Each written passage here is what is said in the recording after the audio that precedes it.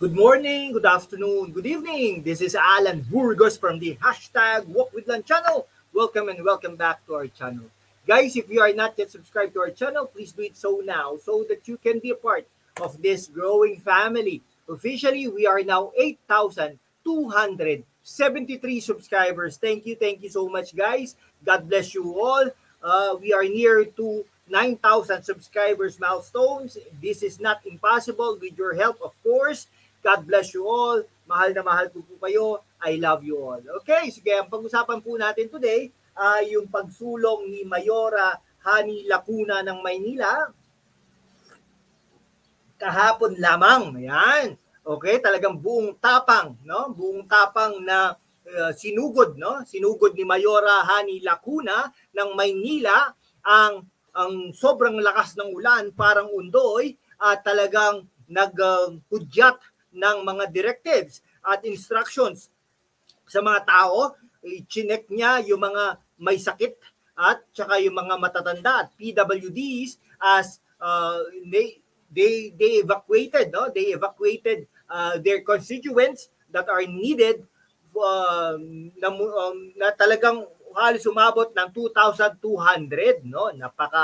Napakagaling naman, napakatapang ng babae na ito. Talagang nakita po natin paano siya sumulong, no? As early as 3 a.m., basang-basa si Lacuna at talagang sinuspindi na niya ang buong klase, no? Sa all levels sa lungsod ng Maynila, sa lahat ng units ng government except those involved in providing essentials services, no? Social services, yung DSWD nila diyan, health and services, yung ano nila, at saka yung siyempre yung disaster and calamity preparedness in response measures among other vital services. Okay? So talaga round the clock silang nagsisilbi sa kanilang bayan.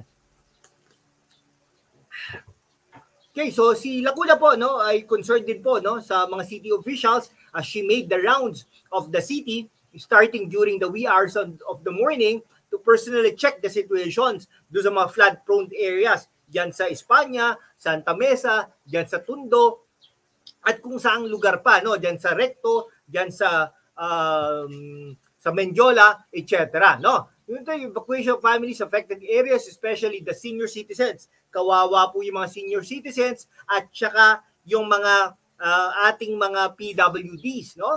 So sana naman ay hindi lang ito ngayon ginagawa ito, no? Dapat binibigyan ito ng solusyon, hindi lang po sa ngayon, no? So talagang basang-basa, no? Talagang wet look, no? Si Mayora talagang wet and wading in flood waters. Tapos pagkatapos noon, syempre yung mga live post niya of her visit to the flooded areas, parang Isko Moreno, no? Pero makikita mo yung difference ng Isko Moreno at difference ni Hani Lacuna. Ibang-iba talaga, no? Yung isa nga nating observation, pinapauwi niya yung mga tao, pero hindi naman sinusunod at nagagalit siya. Si Yorme ay sinasabing uwi, pero magandang pamamaraan at talagang susunod yung mga tao. Hindi ko alam bakit. Tawag kasi doon ay charisma, no? Talagang pinangaralan niya ang kanilang mga magulang na nanonood ng live niya at mga bata na huwag pumunta at hindi swimming pool yan yung sa lansangan. Napakadumi na mga yan. Dapat nakikinig din tayo. Yung mga matatanda, hindi nakikinig dyan din. Yung mga bata rin, hindi nakikinig. Ano ba yan? Ba't hindi niyo pinapakinggan ang inyong Mayora? No? Tapos, lumusong na rin siya. No? Talagang wala siya nagawa kundi lumusong sa mga baha dahil hindi naman hindi posible na makadaan ang mga sasakyan, no? So sabi ni Lacuna, nagsuspend na siya were based on the recommendations of the National Disaster Risk Reduction and Management Council, NDRRMC. Yan, kasi tuloy-tuloy po ang pag-ulan dahil dito po sa bagyong Karina, no? Karina PH, no? Siyempre, yung southwest monsoon, no? So itong mga suspension na ito ay aimed para dun sa mga safety ng City Hall employees and residente ng Maynila, no? Kasi napaka-baha naman din po talaga. Pero alam niyo po ba, bata pa po ako, talagang bumabaha na sa mga lugar na yan. Bakit hanggang ngayon ay malapit na ako mag-senior citizen, ay bakit hindi pa po nasusolusyonan yan? Bakit po kaya? Hindi po kaya nakukupit ang mga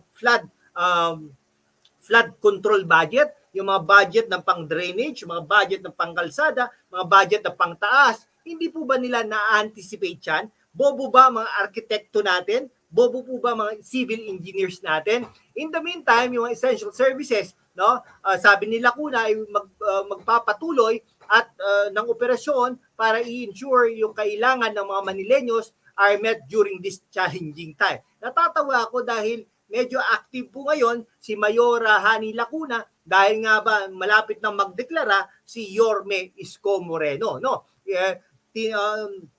Sinabihan din niya ang Manila Disaster Risk Reduction Management Office headed by Arnel Angeles, yung social, itong mga opisina na to ay talagang sabi niya ay dapat mag-mobilize in view of situation hand. Napakaano po, no? Ba't hindi po nila na-anticipate itong mga to, no? Nalaman po nila ito 12 a.m. Lacuna had been continuously monitoring the situation in Manila. Syempre, press release and already deployed all concerned units of the local government to conduct the necessary monitoring rescue operations, emergency response, traffic control, and cleanup operations all throughout the city. Dahil nga po, napakadumi ng Maynila. Aminin po natin, napakadugyot ng Maynila. Bakit? Anong ginagawa ng MTPB ng mga ito, no? Para ngayon pa lang sila nagmo-monitor, no, yung mga flooding. Bakit dapat prevention? Bakit hindi pa nangyayari yung baha? Dapat linisin na yung mga yan, 'di ba? At saka dapat gawan ng solusyon yung mga yan. Long term kumbaga. Magagawa niyo po ba yan? 20 years na walang baha na parang Singapore ang Maynila. Sino po ba makakagawa nun? Tingin po natin ay si Yorme, Yorme makakagawa nun, no? Ito si Mayora, no, talagang ina-assure niya ang mga Manileños na yung updates ng rescue and evacuation operations will be provided promptly and constantly. Sabi nga natin, dapat tayo, no? Dapat ang tawag doon, dapat prevention, no? Kumbaga, katulad diyan sa diyan sa isang eastern part of Metro Manila, 'di ba? Anong sabi? Anin natin yung mga dialysis, something like that. Bakit dialysis center ang hindi ba po dapat yung mga tumatakbo ang tawag doon, yung mga pwedeng tumakbo, mag-bike, kanyan, yung mga program na gano'n. Bakit po? No? Mas malaki po ba ang pera nyo diyan sa mga dialysis center na yan? Nako po, talagang nag-ano rin po sila, nag-designate din po sila ng temporary evacuation, no? Nakita niyo po ba yung evacuation center? Yung mga tent nila, nako po, talagang mapipikong ka sa mga to. The Manila Police District also and the Bureau of Fire Protection are also actively monitoring and assisting the evacuation efforts. Dapat lang naman, tama lang naman din na pagtulungan nyo yan. Di ba? May mga budget naman kayo dyan. At saka yung mga hospitals ay talaga naka-code on white na with medication, with problem against, yung mga ihi ng daga. Delikado po yan. Lalo na kung may mga sugat kayo sa paa. Di ba? Ang hirap-hirap po ng ganyan. Okay. Sige po, hanggang dito na lang po mga kaibigan ko ha. Kung hindi ka pa nakapag-subscribe, tanong ko sa inyo, sumulong na sa baha si Mayora Hani Lacuna, sapat na kaya para sa 2025? Sige po, hanggang dito na lang po mga kaibigan ko. Maraming salamat po ha guys. I love you all.